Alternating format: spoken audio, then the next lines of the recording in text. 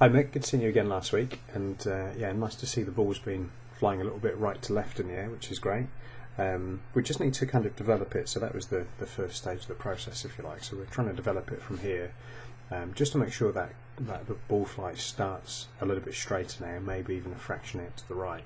So let's have a look at what has been happening. So the club face is now getting into a more closed position where it's very, very open at the top of the swing. The rotation is decent, and coming back into the ball, this is where we want to try and make a slight change. Is if you just watch the head position now, it goes back and slightly up as you're striking the ball. And where we're trying to change this is we want the motion, particularly the centre of gravity, which is essentially the base of the sternum, to be moving slightly forward as we're striking the ball. Just have a look at the image on the left. You can see just getting slightly in front of the plane line on the way down, and that's causing this rocking back motion. So trying to increase that rotation in the backswing, trying to get that left arm and the hands a little bit more behind you and closer to the plane line, and then of course we'll be working in from on the plane line or under the plane line, which will then help us to open the chest towards the target and get forward as we're striking the ball. So rather than hanging on the back foot, which you can quite clearly see on the right hand side, we'll be more onto the front foot.